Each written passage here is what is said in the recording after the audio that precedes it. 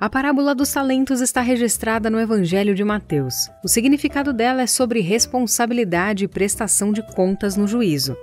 Algumas pessoas confundem a parábola dos talentos com a parábola das 10 minas, registrada em Lucas.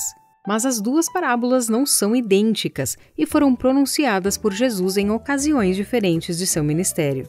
Seja bem-vindo ao canal Desenhando a Bíblia. Meu nome é Patrícia Jacobi e no estudo bíblico de hoje vamos aprender o significado da parábola dos talentos. Esse é um estudo do site Estilo Adoração e eu aproveito aqui para agradecer a equipe do Daniel por sempre disponibilizar o material. Se você chegou por aqui e ainda não é inscrito e quer crescer em conhecimento da Palavra de Deus, já clica aí no botão vermelho e inscreva-se para você não perder mais nenhum estudo da Bíblia, combinado? Bom vídeo!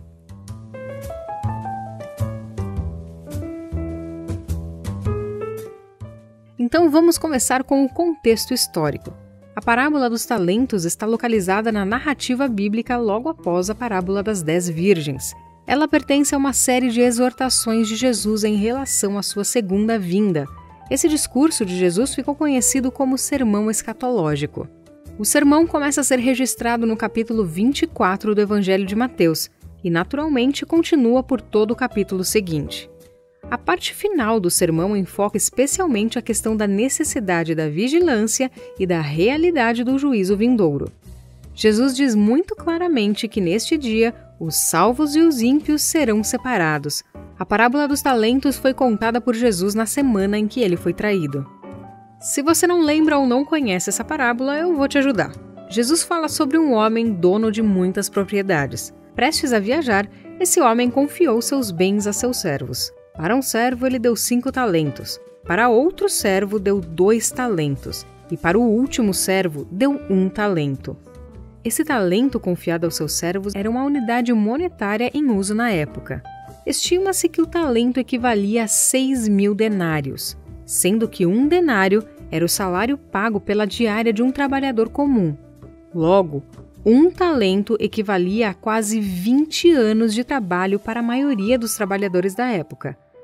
Naturalmente, esse proprietário era um homem muito rico, e em sua ausência, ele esperava que seu dinheiro não ficasse parado. Quando ele confiou tais quantias a seus servos, obviamente ele esperava por rendimentos. Outra característica interessante é que esse senhor confiou quantidades diferentes de talentos a cada servo. Isso significa que ele sabia muito bem que uns possuíam mais habilidades para os negócios que outros. Sob essa lógica, cada servo recebeu uma quantidade adequada de talentos para administrar. O servo que recebeu 5 talentos conseguiu dobrar esse patrimônio. O mesmo também fez o servo que recebeu 2 talentos. Já o servo que recebeu apenas 1 talento enterrou o talento e ficou aguardando a volta de seu senhor. O costume de enterrar no chão quantias de dinheiro ou tesouros diversos era uma prática comum da época. Quando o patrão retornou de sua viagem, seus servos que multiplicaram os talentos apresentaram seus resultados. O proprietário aprovou os resultados obtidos e ainda prometeu confiar aos seus servos bons bens ainda maiores. Além disso, ele também convidou os servos a participar de sua alegria, ou seja, comemorar com ele. Essa expressão remonta a uma ideia de confraternização, uma espécie de festa onde os servos sentariam à mesa com o seu senhor para juntos se alegrarem por causa dos resultados. Já o servo que recebeu 1 talento e o enterrou foi chamado pelo proprietário de mau, negligente e inútil. Diferentemente dos outros, ele não foi convidado a participar da confraternização com seu senhor. Ao contrário disso, ele perdeu qualquer privilégio que tinha, restando-lhe apenas um terrível lamento. Se você quiser conhecer outras parábolas, eu vou deixar um link aqui na descrição do vídeo com um material muito bom e completo. Ao longo dos anos, diferentes interpretações surgiram sobre a parábola dos talentos. Seja qual for a interpretação, nenhuma delas pode ignorar que o grande significado da parábola enfatiza o princípio de que cada um recebe dons e oportunidades. O servo fiel é aquele que, independentemente da quantidade de talentos recebida, age com responsabilidade e diligência. O servo fiel valoriza os bens do seu senhor. Entre várias lições que nós podemos aprender com a parábola dos talentos, aqui eu vou destacar as seguintes. Primeiro, a parábola dos talentos ensina que Deus não é injusto. Nosso Deus nos concede talentos, ou seja, dons, habilidades, oportunidades, de acordo com a nossa capacidade. Ele seria injusto se confiasse a nós algo que não pudéssemos administrar. Lição número 2. A parábola dos talentos ensina que o pouco é muito. Algumas pessoas enfatizam o fato de que o servo inútil recebeu apenas um talento, mas aquele único talento já representava um montante equivalente a 20 anos de salários acumulados de um trabalhador de sua época. Acredite, isso era mais do que suficiente para realizar muitas aplicações a fim de que aquele dinheiro rendesse. Com isso, aprendemos que o que parece pouco, na verdade, é muito. Mesmo que aos olhos de alguém pareça ser pouco, o que Deus nos confia é muito mais do que poderíamos conseguir por conta própria. Lição número 3. A parábola dos talentos ensina que nada do que temos é de fato nosso. Somos apenas depositários, não somos donos dos talentos que recebemos. Nossa função é administrar e zelar por aquilo que Deus nos dá. Ele é o dono dos talentos e continuará sendo. Algumas pessoas se vangloriam diante de suas realizações e capacidades, mas elas não conseguem enxergar que um dia terão que prestar conta de tudo ao verdadeiro dono. Número 4. A parábola dos talentos nos ensina que devemos multiplicar o que Deus nos dá. Ao recebermos os talentos, em gratidão a Deus por ter depositado em nós tamanha confiança, devemos aperfeiçoá-los, a fim de que eles sejam úteis para a expansão do reino. O resultado dos talentos que recebemos deve glorificar unicamente ao nosso Senhor. 5. A parábola dos talentos ensina que os talentos são valiosos, mas há algo ainda mais valioso. Na parábola, os 2 servos bons receberam uma promessa de que, devido ao sucesso diante das responsabilidades que exerceram, ambos seriam colocados em responsabilidades ainda maiores.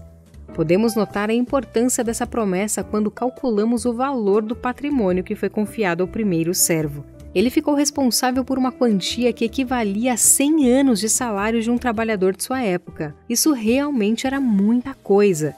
Porém, o senhor dele comparou essa enorme quantia como sendo pouco em relação ao que ele receberia no futuro. Nada do que conhecemos ou recebemos nessa terra, por mais valioso que seja, se compara à promessa de que eternamente participaremos da alegria do Senhor. Quando o proprietário convidou os servos fiéis para participarem de sua alegria, ele ofereceu aos empregados a oportunidade de ocuparem uma posição à qual não tinham direito. Eles se sentaram à mesa com seu senhor.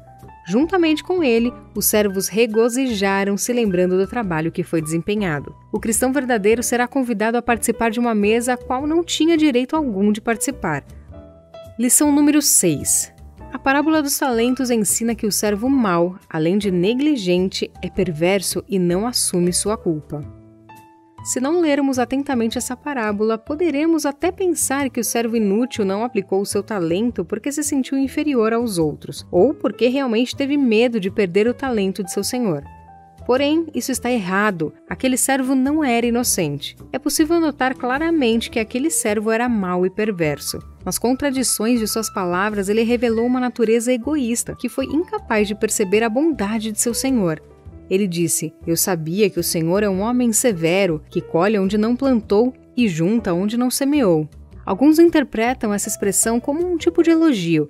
Até enfatizam que o nosso Deus colhe onde não planta, como se isso fosse um tipo de milagre. Porém, essa afirmação do servo mau, na verdade, foi uma acusação contra o seu senhor. Com seu comportamento e sua declaração, ele estava acusando o proprietário de ser cruel e maldoso. Quando ele diz que seu patrão colhe onde não plantou, ele está querendo dizer que seu senhor exige algo a qual não tem o direito de exigir, pois quem não planta não deve colher. A verdade é que aquele senhor só teria sido injusto tentando colher onde não plantou, se não tivesse dado nenhum talento para aquele servo. No final da parábola, notamos que o patrão declarou que o servo se enforcou em suas próprias palavras. "Você sabia que eu colho onde não plantei e junto onde não semeei? Então você deveria ter confiado meu dinheiro aos banqueiros, para que quando eu voltasse, o recebesse de volta com juros." Perceba que ele simplesmente está falando: "Se você realmente pensa isso de mim, então deveria ter pelo menos deixado o talento com os banqueiros para que você pudesse me apresentar algum juro e talvez ser poupado da minha crueldade." O servo incompetente não assume seus erros. Ao contrário, ele busca apresentar desculpas. Espero que você tenha aprendido mais com essa parábola e para conhecer outras é só clicar no link da descrição.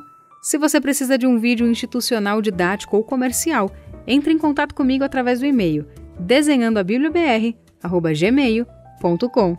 Não se esqueça de compartilhar esse vídeo com seus amigos e de me seguir lá no Instagram. Deus abençoe a sua vida e até a próxima.